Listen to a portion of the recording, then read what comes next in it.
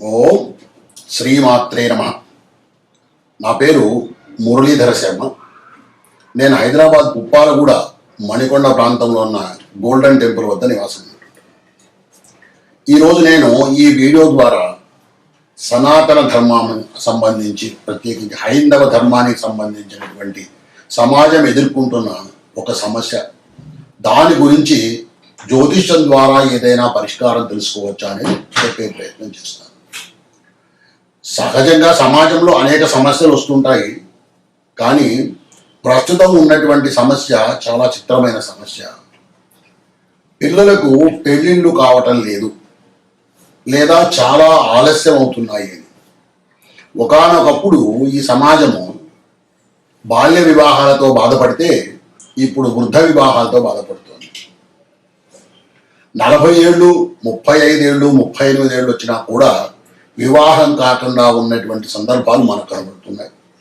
రోజు నాకు వస్తున్నటువంటి జాతకాల్లో, గురుగారు ఈ జాతకం మా అమ్మాయిదండి, మా అబ్బాయిదండి, మా అమ్మాయికి 38 ఏళ్ళండి, మా అబ్బాయికి 40 ఏళ్ళండి, వివాహం కాలేదండి. వివాహం కాకపోవడం ఒక ఎత్తు అయితే, వివాహం ఆలస్యం కావడం వల్ల సమాజంలో వచ్చే అసమతలు మరొక రకం. దీనివల్ల సంతానం కలగకపోవడం, లేదా సంతానం ఇంకా ఆలస్యం కావడం, వీళ్ళు ముసలి వాళ్ళైనా కూడా పిల్లలుగా ఇంకా వాళ్ళు చదువుకుంటూ ఉండడం, వాళ్ళ రక్షణ చూడలేకపోవడం, ఇలా అనేక విధములైనటువంటి సమస్యలు హైందవ సమాజం ఎదుర్కొంటుంది. కేవలం పెళ్ళిళ్ళు అనేటువంటి ఆ ఒకే ఒక విషయం మీద అది ఆలస్యం కావడం అనేటువంటి కారణం వల్ల ఈరోజు ఈ జాతక భాగం ద్వారా, జ్యోతిషం ద్వారా మనము దీన్ని తెలుసుకోవడానికి ప్రయత్నం చేద్దాం. అయితే ముందుగా మనం పెళ్ళిళ్ళ గురించి తెలుసుకోవడానికి జాతకంలో ఏం చూడాలి, ఏమి పరిశీలించితే వివాహం అవుతుందా, అవుతే ఎప్పుడు అవుతుంది, త్వరగా అవుతుందా, ఆలస్యం అవుతుందా అనేటువంటి విషయాలు మనం తెలుసుకునే ప్రయత్నం చేద్దాం. ముందుగా మనం ఒక అవగాహన కొద్దాము. 25 నుంచి 28 సంవత్సరాల వయసులో కనుక వివాహం జరిగితే, ప్రస్తుత కాల పరిస్థితుల ఆధారంగా, అది అబ్బాయి కావచ్చు, అమ్మాయి కావచ్చు, ఆ వివాహం త్వరగా జరిగినట్టుగా మనం భావించవచ్చు. అలా 28 దాటితే అది ఆలస్యమైనట్టుగానే మనం గుర్తించాలి. ఈ అవగాహనతో మనం ముందుకెళ్ళేటప్పుడు జ్యోతిష శాస్త్రంలో ఈ పెళ్ళిళ్ళు అనేటువంటి, వివాహం అనేటువంటి ఈ విషయానికి సంబంధించి ఏవేవి ముఖ్యమైన అంశాలు ఉన్నాయి అంటే, ముఖ్యంగా గ్రహాలు, గురువు, శుక్రుడు, కుజుడు, ఈ 3 గ్రహాలు కూడా చాలా అత్యంత ప్రధానమైనటువంటి పాత్ర వహిస్తాయి ఈ వివాహాల విషయంలో. గురువు, శుక్రుడు, కుజుడు. అలాగే రాసులు కూడా మనకు జ్యోతిష భాగంలో గ్రహాలు, రాసులు ఈ 2 ప్రధానమైనవి. గ్రహాలు గురు, శుక్ర, కుజులు ప్రధానమైతే, రాసులు సప్తమ స్థానం, ముఖ్యంగా అంటే 7వ స్థానం కళత్ర స్థానం అంటారు. అలాగే భాగ్యస్థానం 9వ స్థానం. ఇలా ఈ 2 మనకు ముఖ్యమైనటువంటి పాత్ర వహిస్తాయి. ఇవి కాకుండా మనకు గ్రహాల యొక్క ఉచ్చస్థితులు, నీచస్థితులు, శుభగ్రహాలు, పాపగ్రహాలు, గ్రహాల దృష్టులు, ఈ విధంగా అనేక విషయాల సమూహం మనం జాతకంలో పరిశీలించాలి. గ్రహాలు, రాసులు, వాటి స్థితులు, వాటిని ఎవరు చూస్తున్నారు, ఏ గ్రహం ఎలాంటి పనికి మనకు సహాయపడుతుంది అనేటువంటి విషయాన్ని గ్రహిస్తే తప్ప ఆ జాతకుడికి లేదా ఆ జాతకురాలికి వివాహం ఎప్పుడు అవుతుంది అనేది మనం త్వరగా తెలుసుకోవాలి. ఇప్పుడు నేను స్థూలంగా కొన్ని విషయాలు చెప్తాను. ఎలాంటి జాతక పరిస్థితులు ఉంటే, అంటే మనం జాతకం పరిశీలించినప్పుడు ఎలాంటి పరిస్థితులు ఉంటే వివాహం త్వరగా జరిగే అవకాశం ఉంది. అంటే నేను చెప్పాను, త్వరగా జరగడం అంటే 28 సంవత్సరాల వయసు లోపల జరిగే వివాహాన్ని మనం త్వరగా జరిగే వివాహం అని అనుకోవచ్చు. ఎలాంటి సందర్భంలో అవుతుంది అంటే, లగ్నము 7వ భావం, లగ్నం అంటే 1వ స్థానం, 1వ స్థానంలో 7వ స్థానం అంటే 7వ స్థానంలో శుభగ్రహాలు ఉంటే కనుక త్వరగా జరిగే అవకాశం ఉంది. ఇది ఒక విషయం మాత్రమే, ఇంకా అనేక విషయాల సమూహం వల్ల జరుగుతుంది. ఇది ముఖ్యంగా మనం గ్రహించాలి. లగ్నంలో అలాగే 7వ భావంలో శుభగ్రహాలు ఉంటే కనుక త్వరగా జరిగే అవకాశం ఉంది. మనం ఇప్పటికీ ఎన్నో వీడియోల్లో తెలుసుకున్నాము. శుభగ్రహాలు అంటే ఏమిటి, అశుభగ్రహాలు అంటే ఏమిటి, ఉచ్చ అంటే ఏమిటి, నీచ అంటే ఏమిటి తెలుసుకున్నాం. ఇక సప్తమాధిపతి పాపగ్రహాలతో కలవకుండా ఉండడం. సప్తమాధిపతి అంటే లగ్నం నుంచి 7వ స్థానం ఉన్నటువంటి ఏదైతే ఉందో, ఉదాహరణకు మేషం లగ్నం అయితే మేషం, వృషభం, మిథునం, కర్కాటకం, సింహం, కన్య, తులా లగ్నం. అంటే ఈ తులా లగ్నంలో ఎటువంటి పాపగ్రహాలు ఉండకుండా ఉంటే త్వరగా వివాహం అయ్యే అవకాశం ఉంది. ఇంకా సప్తమాధిపతి శుభగ్రహాల దృష్టి కలిగి ఉంటాడు. సప్తమాధిపతి అంటే ఇందాక మనం తులా అనుకున్నాము. తులా రాశికి అధిపతి శుక్రుడు. ఆ శుక్రుడికి శుభగ్రహాల దృష్టి కనుక ఉంటే తప్పకుండా త్వరగా వివాహం అయ్యే అవకాశం ఉంటుంది. సప్తమాధిపతిగా సంబంధం లేకుండా శుక్రుడు బలంగా ఉంటే, అంటే ఉచ్చస్థితిలో కానీ, మిథున రాశిలో కానీ, తులా రాశిలో కానీ, వృషభ రాశిలో కానీ ఇలా ఉన్నప్పుడు శుక్రుడు బలవంతుడిగా ఉంటాడు. శుక్రుడు బలవంతుడిగా ఉన్నప్పుడు కూడా త్వరగా వివాహం అయ్యే అవకాశం ఉంటుంది. ఇంకా శుక్రుడు, శని ఈ రెండు గ్రహాల మీద చంద్రుడి యొక్క దృష్టి లేనప్పుడు కూడా వివాహం త్వరగా అయ్యే అవకాశం ఉంది. నేను గ్రహ దృష్టులు అని చెప్తున్నాను. ఏ గ్రహము ఎటువంటి దృష్టి కలిగి ఉంటుంది, ఏ రాశిని చూస్తుంది అనేటువంటిది కూడా ఇక్కడ చెప్పే ప్రయత్నం చేస్తాను. ప్రతి గ్రహము కూడా తను ఉన్నటువంటి స్థానం నుంచి 7వ స్థానాన్ని చూస్తుంది. ప్రతి గ్రహం కూడా అలాగే చూస్తుంది, రాహుకేతువులకు మినహాయింపు. ఇది కాకుండా ఇంకా 3 గ్రహాలు, శని తను ఉన్న రాశి నుంచి 7వ స్థానం మాత్రమే కాకుండా 3, 10 స్థానాలను కూడా చూస్తాడు. అంటే ఇంకా ఎక్కువగా అన్నమాట. కేవలం 7వ స్థానం మాత్రమే కాకుండా 3వ, 10వ స్థానాన్ని కూడా చూస్తాడు శని. ఇక కుజుడు తాను ఉన్నటువంటి ఆ రాశి నుంచి 7వ స్థానాన్ని కాకుండా మరి 2 స్థానాలను కూడా చూస్తాడు. అంటే 4వ, 8వ స్థానం, అంటే 4వ స్థానము, 8వ స్థానాన్ని కూడా చూస్తాడు.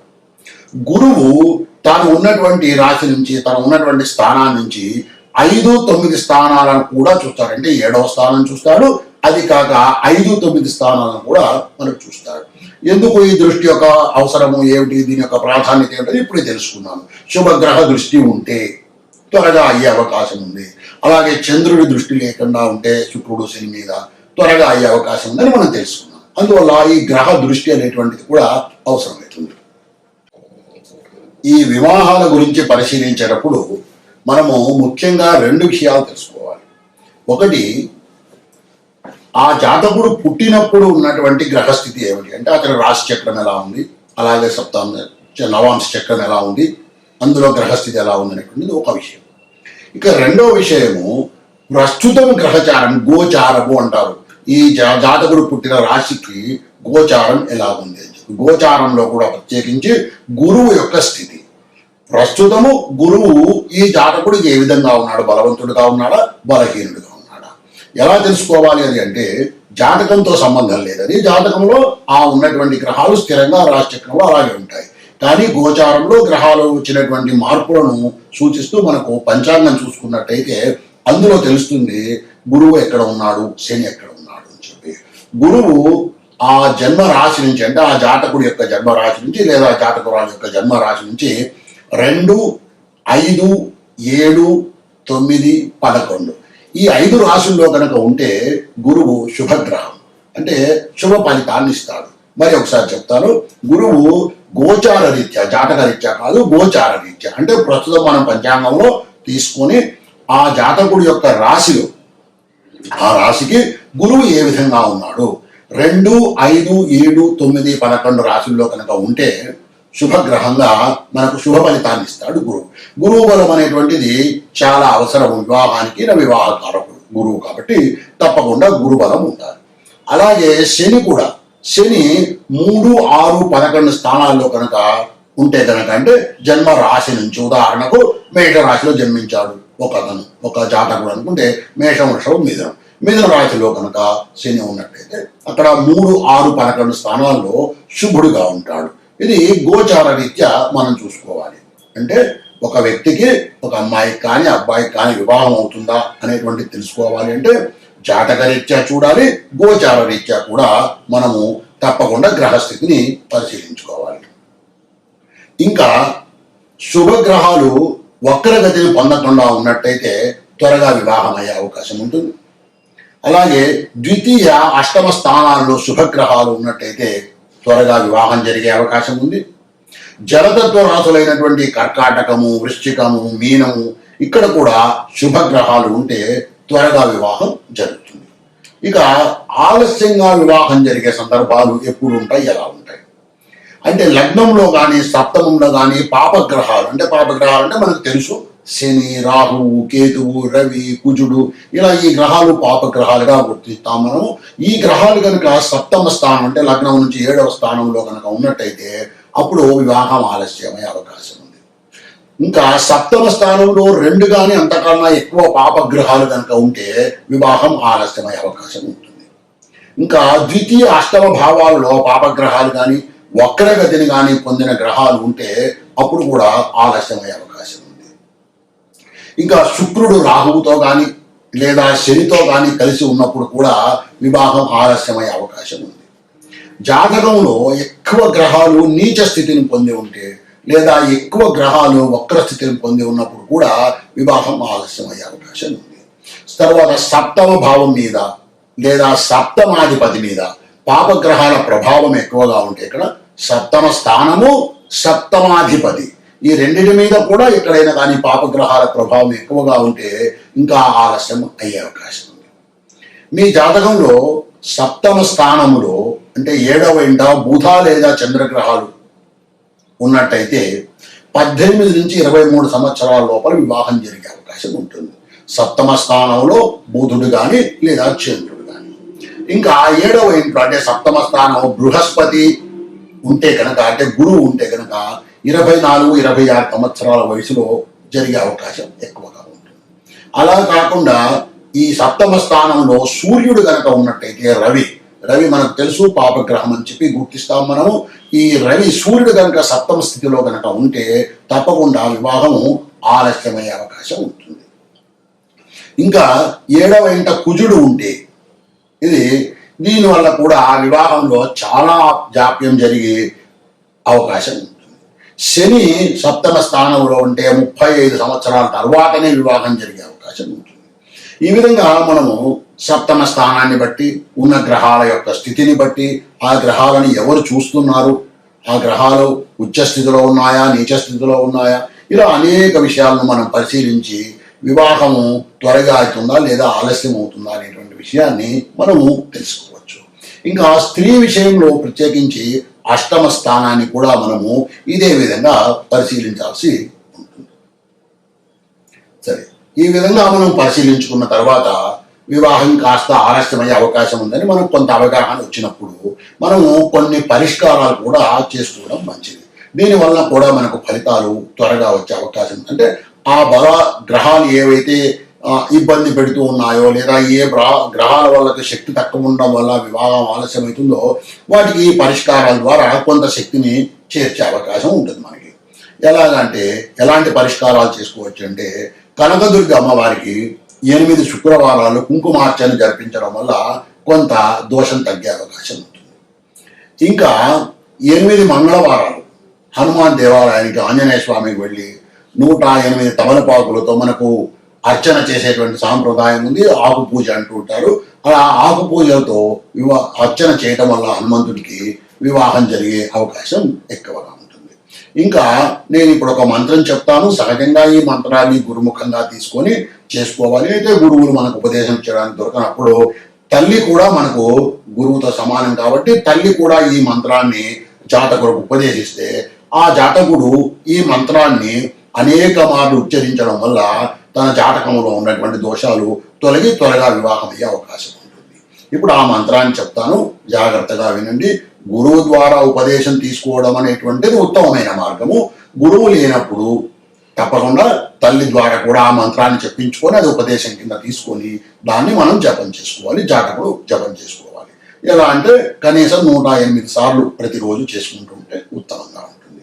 ఇప్పుడు ఏమిటి ఆ మంత్రం ఏమిటంటే దేవేంద్రాణి నమస్తుభ్యం దేవేంద్ర ప్రియభాషిణి సర్వ సౌభాగ్య కార్యేషు సర్వ సౌభాగ్యదాయిని. ఇది మంత్రం. ఈ మంత్రం మీకోసం మరొకసారి చెప్తాను. దేవేంద్రాణి నమస్తుభ్యం దేవేంద్ర ప్రియభాషిణి సర్వ సౌభాగ్య కార్యేషు సర్వ సౌభాగ్యదాయిని. ఈ మంత్రాన్ని 108 సార్లు జపం చేయడం వలన ఈ అడ్డంకులు తొలగి త్వరగా వివాహం జరిగే అవకాశం ఉంది. ఇంకా కొన్నిసార్లు ఇబ్బందులు చాలా ఎక్కువగా ఉంటాయి. ఇందాక చెప్పాను, చాలా గ్రహాలు నీచలో ఉండడము, లేదా చాలా గ్రహాలు వక్రగతిని పొంది ఉండడము, ఇలాంటి పరిస్థితులు, తర్వాత కుజ దోషాలు ఉండటము, ఇలాంటి వాటి వల్ల కూడా ఆలస్యం అవుతుంది చెప్పాను కదా. అప్పుడు కేవలం మనం చేసేటువంటి పరిష్కారాలు మాత్రమే సరిపోవంటే ఈ పూజలు నోములు ఇలాంటివి కాకుండా ఇంకొంచెం ముందుకు వెళ్ళి ఇంకొంచెం సేవ ఎక్కువగా చేయవలసి ఉంటుంది. అప్పుడు కన్యా పాశుపతము అనేటువంటి ఒకానొక హోమము లేదా అభిషేకం కూడా చేస్తారు. కన్యా పాశుపతము, ఆ అభిషేకం చేయించుకున్నట్టయితే, అంటే అబ్బాయిలకు వివాహం కావలసి ఉంటే కన్యా పాశుపత అభిషేకం చేసుకోవాలి. అలాగే అమ్మాయిలకు వివాహం కాకుండా ఉంటే వర పాశుపత అభిషేకం చేయించుకోవాలి. దీన్ని హోమ విధానంలో చేసేది ఉంది, అభిషేక విధానంలో కూడా ఉంది. ఆయా గ్రహాల యొక్క తీవ్రతను బట్టి, అవసరాన్ని బట్టి మీరు ఏ జ్యోతిష్కుడిని సంప్రదిస్తారో లేదా ఏ పౌరోహితుడిని సంప్రదిస్తారో వాళ్ళు మీకు దీని గురించి వివరిస్తారు. ఆ విధంగా చేసుకోవడం వలన తప్పకుండా పరిష్కారం జరిగి త్వరగా వివాహం జరిగే అవకాశం ఉంటుంది. ఇప్పుడు మనము మిథున లగ్నములో జన్మించినటువంటి ఒకానొక జాతకుడి యొక్క గ్రహస్థితిని పరిశీలించి ఆయనకు వివాహం ఎలా ఎప్పుడు జరుగుతుంది అనేటువంటి విషయాన్ని పరిశీలిద్దాం. ఈ జాతకుడు మిథున లగ్నంలో జన్మించాడు. లగ్నానికి 2వ ఇంట్లో కర్కాటకంలో కుజుడు శుక్రుడు ఇద్దరు ఉన్నారు, వీళ్ళిద్దరు కలుసుకొని ఉన్నారు. 3వ ఇంట అంటే సింహరాశిలో రవి చంద్రుడు కలుసుకొని ఉన్నారు. 4వ ఇంట కన్యా రాశిలో రాహువు బుధుడు ఉన్నారు. ఇక ధనుస్సులో స్వక్షేత్రంలో గురువు ఉన్నాడు. మీనంలో శని కేతువులు ఉన్నారు. ఈ విధంగా గ్రహాలు 2గా విడిపోయి ఉన్నాయి. ఒకవైపు మిథునం కర్కాటకం సింహం కన్యలో కొన్ని గ్రహాలు ఉన్నాయి, కొన్ని గ్రహాలు ధనుస్సు మీనంలో ఉన్నాయి. ధనుస్సు మీనంలో 3 గ్రహాలు ఉన్నాయి. ఈ విధంగా ఉన్నటువంటి ఈ గ్రహచారం ఉన్నటువంటి ఈ గ్రహస్థితి ఉన్నటువంటి ఈ జాతకుడికి వివాహం ఎలా అంటే, లగ్నము మిథున లగ్నం, లగ్నంపై ఎటువంటి గ్రహాలు లేవు. లగ్నానికి వివాహ కారకుడైనటువంటి గురువు యొక్క దృష్టి ధనుస్సు నుంచి ధనుస్సు స్వక్షేత్రం గురువుకు, ఆ స్వక్షేత్రం నుంచి గురువు చూస్తున్నాడు. కాబట్టి తప్పకుండా లగ్నం చాలా బలంగా ఉంది. ఇక లగ్నాధిపతి బుధుడు. ఈ బుధుడు ఎక్కడ ఉన్నాడు అంటే కన్యా రాశిలో ఉన్నాడు. ఇది స్వక్షేత్రము, బుధునికి పైగా ఉచ్చస్థితి. ఇక్కడ పాపగ్రహం అయినటువంటి రాహుతో కలిసి ఉన్నాడు. స్వక్షేత్రంలో ఉన్న ఉచ్చ స్థితిలో ఉన్న పాపగ్రహం అయినటువంటి రాహుతో కలుసుకొని ఉన్నాడు. బుధుడి యొక్క లక్షణం ఏమిటి అంటే, ఏ గ్రహంతో కలిసి ఉంటే ఆ గ్రహం యొక్క ఫలితాన్ని అంటే ఇక్కడ పాపిగా ఉండిపోయాడు బుధుడు.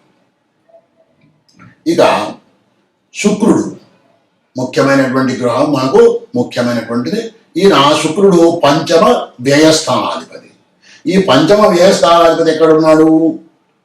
కుటుంబ స్థానంలో 2వ ఇంట్లో ఉన్నాడు. ఇక్కడ చంద్రుడి క్షేత్రంలో ఉన్నాడు, కర్కాటకంలో. ఇది శత్రు క్షేత్రం. అంతేగా ఇక్కడ కుజుడితో కలుసుకొని ఉన్నాడు. శుక్రుడు కుజుడు కలుసుకొని ఉన్నారు. శుక్రుడు ఒక పాపగ్రహము, ఈ కుజుడు ఒక పాపగ్రహము. ఇక్కడ శుక్రుడు శత్రుక్షేత్రంలో ఉన్నాడు. అంటే శుక్రుడు యొక్క బలం పూర్తిగా పోయింది. ఇప్పటి వరకు మనకు అర్థమైందండి, గురువు యొక్క బలం బాగుంది, గురువు దృష్టి వల్ల లగ్నం బాగుంది. శుక్రుడు యొక్క శక్తి పూర్తిగా పోయింది. ఇక ఇంకొక ముఖ్యమైనటువంటి విషయము, 2వ ఇల్లు అక్కడ శత్రుగ్రహమైనటువంటి శుక్రుడు, పాపగ్రహమైనటువంటి కుజుడు ఉండడం వల్ల అది కూడా దెబ్బతింది. మిథున రాశి కాబట్టి మనకు కుజదోషం లేదు, అంతవరకు బాగానే ఉంది. ఇక గోచార రీత్యా మనం పరిశీలించినట్టయితే ఈయన సింహరాశి.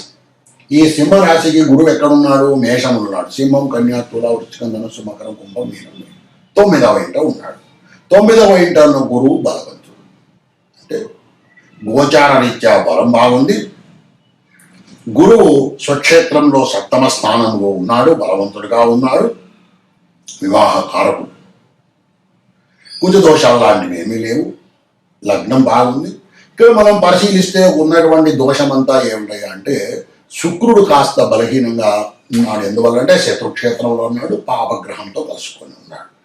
కాబట్టి వీళ్ళకి కనుక మనం పరిష్కారం చేసుకోగలిగితే, అంటే శుక్రుడికి జపం చేయటం కానీ, కుజుడికి జపం చేయటం కానీ, లేదా దానికి తగిన విధంగా పరిష్కారం చేసుకున్నట్టయితే తప్పకుండా ఈ జాతకుడికి వివాహం త్వరగా అంటే 25 నుంచి 28 సంవత్సరాల వయసు లోపల అయ్యే అవకాశం ఉంది. ఎందువల్ల గురువు స్థితి బాగుంది, స్వక్షేత్రంలో ఉన్నాడు. తర్వాత లగ్నము బాగుంది. ఈ రెండు బలమైనటువంటి కారణాలు. దీనికి తోడుగా గోచార రీత్యా కూడా బలం బాగా ఉంది. కాబట్టి తప్పకుండా ఈ జాతకుడికి వివాహం త్వరగా జరిగే అవకాశం ఉంది. చేసుకోవాల్సిన పరిష్కారాలు ఏమిటి అంటే, శుక్రుడు బలహీనంగా ఉండడం వల్ల, శుక్రుడు పాపగ్రహమైనటువంటి కుజుడితో కలుసుకొని ఉండడం వల్ల ఈ రెండు గ్రహాలు కనుక పరిష్కారం చేసుకోగలిగితే త్వరగా వివాహం అయ్యే అవకాశం ఈ జాతకుడికి ఉంది.